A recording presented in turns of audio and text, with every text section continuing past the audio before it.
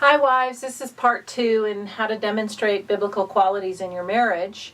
And today I'm going to be looking at 1 Peter chapter 3. For wives, it's going to start in verse 2. And in verse 2 it says, as they observe your chaste and respectful behavior.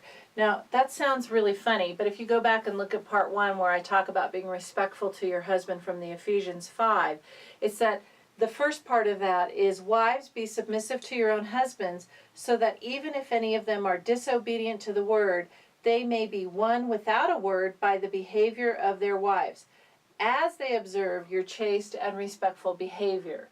And so again, we're back to respecting, doing things with reverence, doing things that uplift and encourage your husband, your home, your family, and doing them for Christ. And then we go on down and down to 3. It's talking about your adornment and your outward adornment in verse 3. I'm not saying you shouldn't wear hair clips or put on makeup, but don't make that your goal. Our beauty has to come from our inside out, regardless of whether we wear makeup or don't wear makeup. And then in verse 4 it says, but let it be the hidden person of the heart, with the imperishable quality of a gentle and quiet spirit, which is precious in the sight of God.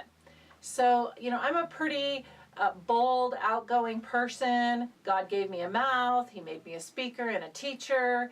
And so it seems kind of funny to me sometimes to say, okay, what's a quiet spirit? Because when I'm out and about doing things, I don't feel real quiet sometimes. I just feel very bold and outspoken. But when I'm with my husband, that's not going to work so well. He's not necessarily going to take that so much. So I have developed a way of speaking publicly and then being able to come home and bring it down a notch or two and approach him from a more quiet, calm place and from a place of the Spirit. In verse 6 in 1 Peter 3, it says, Sarah obeyed Abraham, calling him Lord, and you have become her children if you do what is right without being frightened by any fear.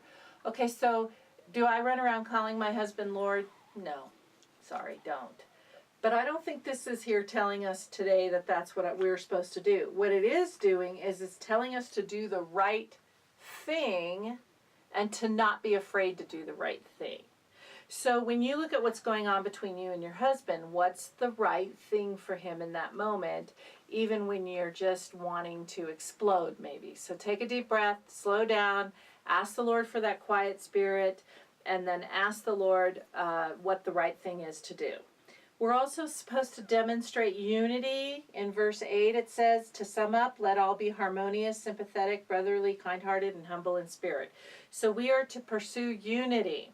Unfortunately, sometimes I see no matter what one spouse says, the other one's going to disagree with them just automatically. And that's just totally wrong. So see if you can find common ground where you can gently discuss a situation, demonstrate some compassion. That's in verse 8.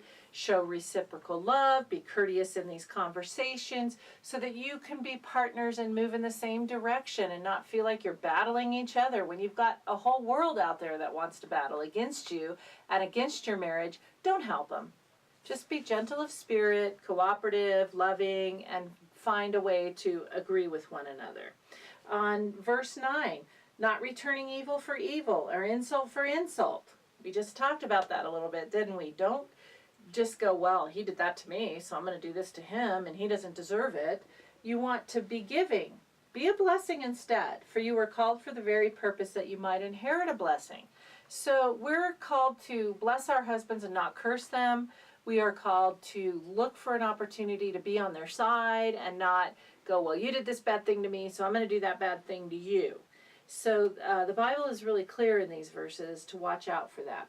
Verse 10, let him who means to love life and see good days refrain his tongue from evil and his lips from speaking guile. So basically, how you speak to your husband is also very important. Watch your tongue. You may need to confront him. You may need to tell him something's not right, but you can do that in a gentle, kind way. You don't have to just, call him names or put him down or tell him he's an idiot because he didn't do something right. But simply encourage him that, hey, this is not going well, and I think there's information that you don't have. Can we look at this a different way?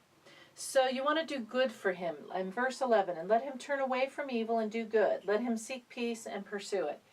This is a part of our job too. Both spouses need to be pursuing peace with one another and to do it in as gentle a fashion as possible. I'm Dr. Pauline Dillard, and this has been a Marriage Moment.